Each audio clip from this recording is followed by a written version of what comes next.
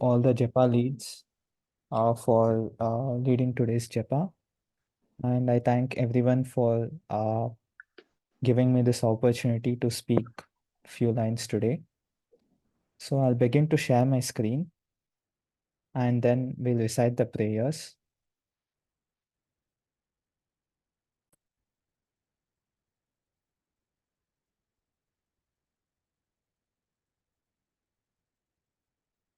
Narayanam namaskritya naram shaiva narottamam devim saraswatim vyasam tato jayam udiraye nashtaprayeshu abhadreshu nityam bhagavata sevaya bhagavati uttama shloke bhaktir bhavati naishtaki.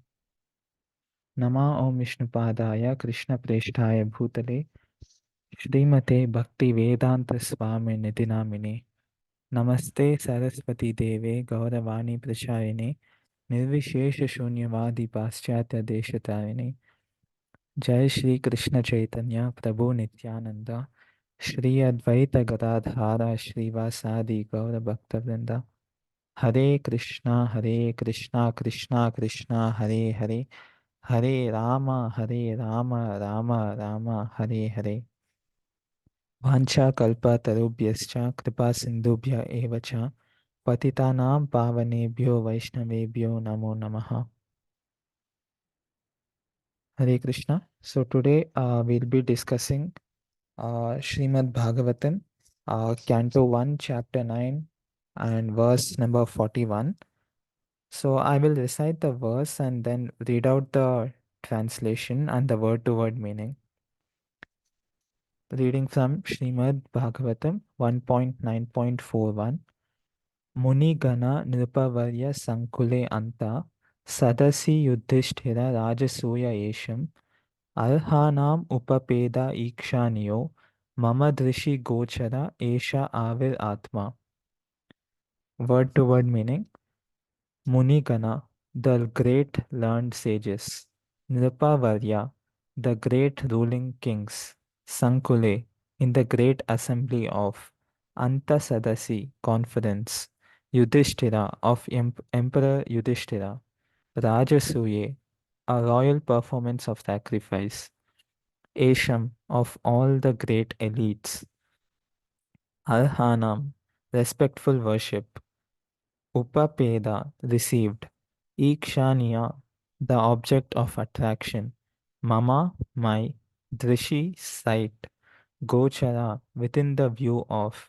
Esha Avi, personally present. Atma, the soul. Translation.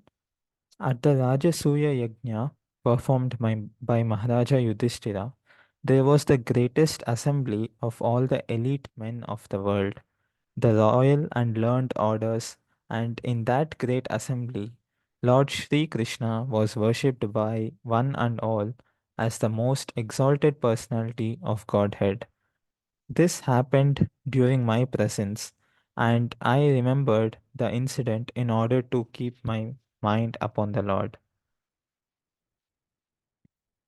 So, just as a recap, let us understand the context that is currently happening in chapter 9.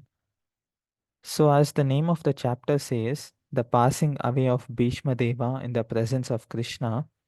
Bhishma Deva is lying on the ground on the bed of arrows. King Yudhishthira and the Pandavas were bowing down in front of him. All the demigods and all the sages like Narada Muni, Dhaumya, Vasishta, they were all present there. And then Bhishma Deva, he welcomes all of them. And then looking at the Pandavas, he was happy for them because he knew they would definitely win in this battle as Krishna is with them. And as he's recollecting all this, tears of joy, ecstasy, they filled his eyes. And then Bhishma Deva, he begins to glorify the Lord, saying, "Kindly await me at that moment when I, quit my body." And like this, Bhishma Deva, he engaged his vision on leaving his body by remembering the Lord and meditated upon him. So this is the context that is happening in the first few verses of the ninth chapter. Now we are towards the end of the ninth chapter. So I'll just read out the first part of the purport where Prabhupada gives insights on the Rajasuya Yajna, and we'll discuss about this after that. So, reading from the purport. After gaining victory in the battle of Kurukshetra, Maharaja Yudhishthira, the emperor of the world, performed the Rajasuya sacrificial ceremony. The emperor in those days, upon his ascendance to the throne, would send a challenge horse all over the world to declare his supremacy, and any ruling prince or king was at liberty to accept the challenge and express his tacit willingness either to obey or to disobey the supremacy of the particular emperor. One who accepted the challenge had to fight with the emperor and establish his own supremacy by victory. The defeated king would have to sacrifice his life, making a place for another king or ruler. So Maharaja Yudhishthira also dispatched such challenging horses all over the world, and every ruling prince and king all over the world accepted Maharaja Yudhishthira's leadership as emperor of the world. After this, all rulers of the world under the regime of Maharaja Yudhishthira were invited to participate in the great sacrificial ceremony of Rajasuya. Such performances required hundreds of millions of dollars, and it was not an easy job for a petty king. Such a sacrificial ceremony, being too expensive and also difficult to perform under present circumstances, is now impossible in this age of Kali, nor can anyone secure the required expert priesthood to take charge of the ceremony. So, here the Shastras are hinting the process of the Rajasuya Yajna, how it is performed, and it is performed in honor of the most celebrated and esteemed person in the assembly. And King Yudhishthira, he wanted to perform this for that reason, which is to glorify Lord Krishna. And he did not want to become the king, but rather he wanted everyone to know who is the supreme person and what is the outcome one gets if they take shelter of the supreme person. And here there is one condition for this Rajasuya Yajna to be performed. And the condition is that all the kings present on the surface of the earth, they are all required to pay tribute or tax to the emperor. And if they don't agree, then they have to battle or fight a war. And here, actually, all the kings they accepted and they submitted their tributes and respected Yudhishthira, except one king who is Jarasandha. And Yudhishthira, he comes to know of this incident. He comes to know that Jarasandha has challenged King Yudhishthira and has not accepted him as king. And then it also comes to his notice that 20,000 kings are being held captive by Jarasandha, and Jarasandha is offering these 20,000 kings as human sacrifice to Mahabhairava. So, if Yudhishthira he wants to perform the Rajasuya Yajna, he needs to eliminate Jarasandha. And this message was actually conveyed by Uddhava. And Uddhava was an expert in Jyotisha because he was a student of Brihaspati. So Uddhava he performed some calculations and astrological signs, and he said that Jarasandha he cannot be matched by any of the Pandavas except Bhima. And he also tells that they cannot fight in the battlefield with soldiers, elephants, horses, all this. But instead, they need to fight in a one versus one combat or a fist fight. And this was not easy. So, to do this, they had to disguise as Brahmanas, and Jarasandha, who is famous for his charity, would agree for the fight.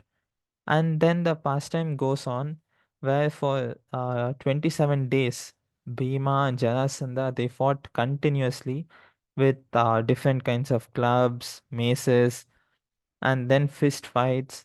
And finally, Bhima, he's exasperated, and he turns towards Krishna and surrenders to him, asking for his help. And then Lord Krishna took the twig and he split it into two. And the backstory for this is because Jarasandha, he could not be killed easily. And the backstory is that once upon a time, there was a king, uh, and this king, he ruled the kingdom of Magadha. And Magadha kingdom is now modern Bihar. And this king, he wanted a successor to his throne. And on a visit to the forest, he came across a sage. And this king, he expresses his desire. And the sage then gave a fruit. And this king, he thanked the sage and randomly took the fruit and went back casually to his kingdom. And he made two halves of the fruit and gave it to each of his two queens. And surprisingly, after a while, they gave birth to two halves of a baby. And the king, he was very much disappointed, and he took the two halves of the baby and disposed them. And later, a demon named Jera came and put these two halves together. And upon knowing that he belongs to the king, the demon returned the baby and asked um, a condition. And the condition was that the baby was supposed to be named after herself. That is how the name Jarasandha came into existence. So coming back to the context, Lord Krishna, he breaks the twig and throws the right half to the left and left to the right. And like this, Bhima gets the hint, and that was the end of Jarasandha. And then the 20,000 kings were saved, and the Rajasuya Yajna was performed. And at the Rajasuya Yajna, Yudhishthira asked Bhishma to select the most honored person in this assembly, and it was obviously Lord Krishna. And this assembly, as described in the purport, it was not normal. It consisted of so many celestial, prominent, and influential members, and they were all gathered there. And all of them, they heard Bhishma glorify the Supreme Lord, and everyone in the assembly were all happy except one person, and that person is Shishupala.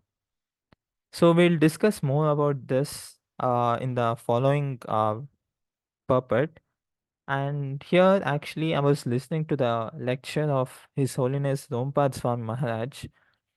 And when this incident was narrated, there was a person who asked Maharaj that everyone in the assembly, they were glorifying Lord Krishna. However, Sishupala was constantly blaspheming the Lord and was trying to prove that he is just an ordinary person. And like this, we come across many people in our daily life, right, who do not believe in the Supreme Personality. So how do we be careful? So this was the question asked to His Holiness Rompad Maharaj. And to this, Maharaj replies that the short answer is you just have to be careful. There is no other shortcut. And the long answer is that we are looking at the world with filters of material nature. And by this, the filters here indicate the three modes of material nature. So, what does this do? It is making our senses defective. So, we should know that our perceptions are always less than perfect. And the meaning that we need to draw is that we shouldn't be reaching conclusions knowing that we are less than perfect. And instead, what we have to do, we have to go to the person who is perfect, who is none other than Krishna, or those who have taken shelter under his disciplic succession. And like this, we need to put confidence in the Supreme Person and we need to know that he is always perfect. And we might not understand, but we must not draw conclusions knowing that our senses are not perfect. So, like this, we need to understand that drawing conclusions, with our own defective senses is not an option. So, moving on next, I'll read out the second part of the purport. So, after being invited, all the kings and great learned sages of the world assembled in the capital of Maharaja Yudhishthira. The learned society, including the great philosophers, religionists, physicians, scientists, and all great sages was invited. That is to say, the Brahmanas and the Kshatriyas were the topmost leading men in society, and they were all invited to participate in the assembly. The Vaishyas and Shudras were unimportant elements in society, and they are not mentioned herein. Due to the change of social activities in the modern age, the importance of men has also changed in terms of occupational positions. So here we see the description of the assembly present for the Rajasuya sacrifice. And the description is given in detail who all were present and the classes of society that was involved in the services and so on. And coming to the services part, so during the Rajasuya sacrifice, there were lots of services, and each service was divided amongst the Pandavas and the Kauravas. The prasadam serving seva, it was given to Dushyasan, and the gift collecting seva was given to Duryodhana. And this gift collecting seva, it increased the enmity of Duryodhana towards Yudhishthira, because the gifts which were being given were actually valuable jewels, necklaces, rare pearls and diamonds, and much more. And seeing this, he thought, why is only Yudhishthira receiving this? Because Duryodhana was on the stage and he was receiving all these valuable gifts, and he knows that these are very much valuable and rare, but he knows that he cannot have them because it belongs to Yudhishthira. And here, uh, amongst the various sevas, the service that Lord Krishna took is washing the feet of all the Brahmanas who had come to the place. So this is one aspect of the Lord that makes him very much unique. Go Brahmana Hitaicha. He's very dear to Brahmanas and cows. So one thing that Acharyas point out here is that in the spiritual world, service is actually a natural quality, or it is spontaneous. And only here in this material world, it is not natural. And another point that we come across in this purport is that Yudhishthira Maharaj performed the sacrifice to let the entire world know who the Supreme Person is. And in the lecture I was listening to, they say that it is very much similar to what Srila Prabhupada has done. He went all around the world just to proclaim to the world that Krishna is the Supreme Personality of Godhead. And there is actually one incident where there were some scientists who had come to meet Prabhupada, and Prabhupada actually asked the two scientists who had come, can you talk about God? And upon hearing this question from Prabhupada, the scientists, they began to say that it is a very vast topic, it is very deep, it is too much philosophical, and it would take a lot of time to explain. And they were just giving excuses, you can say, and everything to avoid the question. So Prabhupada simply, there was a small kid who was just passing by. So Prabhupada took out a sweet from the box, and he just gestured to the kid to come there. And Prabhupada shows the sweet to the kid, and he asks the kid, who is God? And to this, the kid immediately he shouts saying, Krishna is God. And then Prabhupada he took out another sweet from the box, and with two sweets in Prabhupada's hand, he asked the kid again, who is Krishna? And the kid replies saying, Krishna is the Supreme Personality of Godhead. And then Prabhupada gave the sweets to the kid, and then he turned to the scientists and said, even a kid knows who God is. So, in the same way, Yudhishthira, he wanted to convey to the entire assembly of kings that Krishna is the Supreme Personality of Godhead, and he did not want to um perform this Rajasuya sacrifice for becoming the king and proclaiming himself as the emperor. But he wanted everyone else to know that Lord Krishna is the supreme person and he needs to be worshipped and glorified. So that was the intention of Maharaj Yudhishthira. So moving on further, I will read out the last paragraph of this purport. So in that great assembly, Lord Sri Krishna was the cynosure of neighboring eyes. Everyone wanted to see Lord Krishna, and everyone wanted to pay his humble respects to the Lord.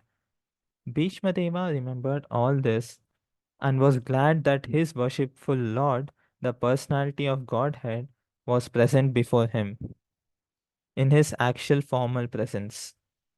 So, to meditate on the Supreme Lord is to meditate on the activities, form, and pastimes, name, and fame of the Lord.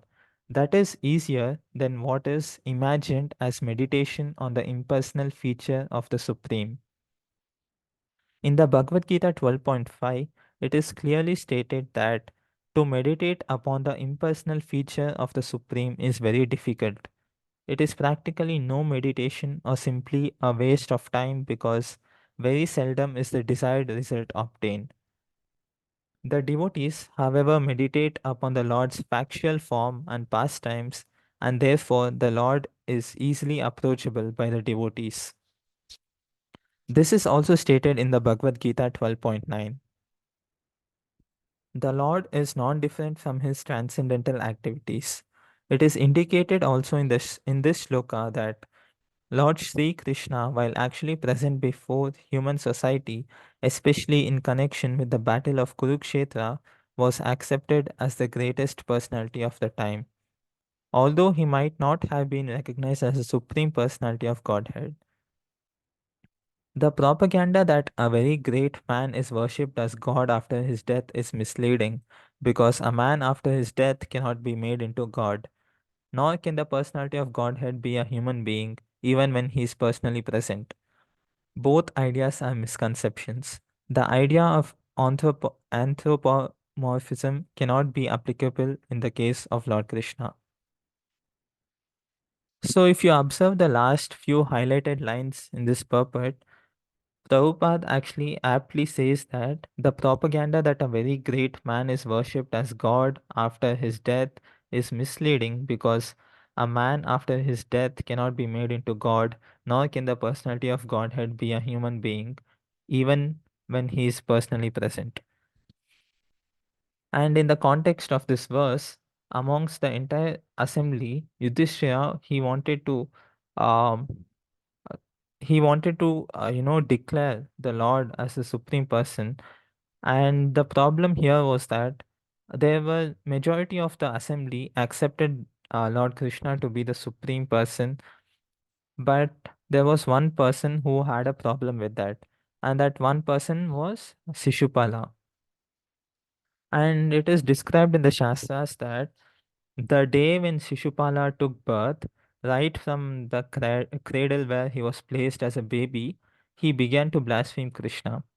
And there is one specific incident that multiplied the hate within Shishupal, and that was the kidnapping of Rukmini. So, as soon as the great people in the assembly were glorifying Krishna by telling that we need to worship him, immediately Shishupala he got up and he said, why should Krishna be worshipped? What qualifications does he have? What great things did he do? Anyone can be Krishna. And he was trying to demean Krishna in front of the entire assembly. And immediately Bhishma Dev, he gets up and he says that Krishna killed Putana, he killed many demons. And then to this, Shishupala replies, so what? Anyone can do this. And then again, Bhishma Dev says that Lord Krishna lifted the Govardhan hill and he killed Kalia and so many great things. And again, Shishupala said, so what? Anyone can do this. And like this, the debate was gradually increasing. And it was at a point where Bhishmadev he glorifies the Lord and Shishupala argues. And going on and on like this, the assembly became two parts. So one part was Bhishmadev's side, who were glorifying the Lord, and the other part was Shishupala's side, who were not ready to accept the fact. So after a while, the entire assembly became so heated up that they were all set to even wage a war. But they were looking at Krishna because if there is any bloodshed, then the yajna it cannot be performed, and 1 year of planning, arrangements, um, all these rituals, they all would be wiped out in an instant. So some people in the assembly they mutually decided that there would be no bloodshed. But Shishupala he did not care about all this, and he went on and on to blaspheme the Supreme Lord in all the possible ways. And it is mentioned that Shishupala, when he took birth, he had so many hands and also an extra eye. And his mother was told that anyone who held this baby in their arms and the baby's extra hands and eyes disappear, they would be the cause of Shishupala's death. So Shishupala's mother gave the baby to the hands of many kings. And when Krishna held the baby, immediately all the hands and eyes fell and they disappeared. And Shishupala's mother begged Krishna, saying, "Please don't kill my child." And the Lord agreed to this with one condition, that is, if Shishupala speaks something bad about the Lord more than 100 times, then Sudarshan Chakra will slash him. So to this, the mother agreed, as it did not seem that easy because continuously 100 times it was practically not possible for someone to blaspheme the Lord because they needed a break or they would snap out of it or something like that. So to this the mother agreed, and here during the Rajasuya sacrifice the Lord was actually counting, and as soon as the count hit 100, the Sudarshan Chakra of the Lord immediately slashed Shishupala. And here, as stated before, there should not be any bloodshed in this place, right? So the Lord was so expert that he cut Shishupala's head even without a single drop of blood being shed in the place. And to this we might not understand about this, but these are some things that only the Lord can do, and we need to simply accept the fact. And now coming back to the verse, so what's happening is Bhishmadev was actually watching all this in the Indraprastha, and presently now he is recollecting this pastime on his deathbed, and he is relishing all these pastimes. And here Bhishma says the last line of the shloka, that is, Mama Drishi Gochara Esha Aviratma. So these are the lines that Bhishmadev says, and these lines here indicate about the particular seating of Lord Krishna. So there is Bhishmadev on the deathbed, and there is the Lord who is seated very close and within sight of Bhishmadev, and there are the Pandavas who are behind the Lord. So, like this, Bhishmadev is focusing all his senses by recollecting all the moments. So, this concludes the purport of the shloka, and I would like to end today's session with this. The key points that we learned from this shloka are how Bhishmadev glorified the Lord in the assembly, how he was grateful for the Lord to be present right next to him on his deathbed, and we also discussed the pastime of Jarasandha and the pastime of Shishupala. And in the next verse, we will see how Bhishmadev is conveying how he is meditating upon the Lord. And there are also some details and insights of the Brahma Jyoti concept as well. So, all of this would be discussed in the upcoming verse, that is 1.9.42. So, I thank you all for your patient listening, and I thank you all for giving me this opportunity to speak a few lines glorifying the Srimad Bhagavatam today. Thank you. Hare Krishna.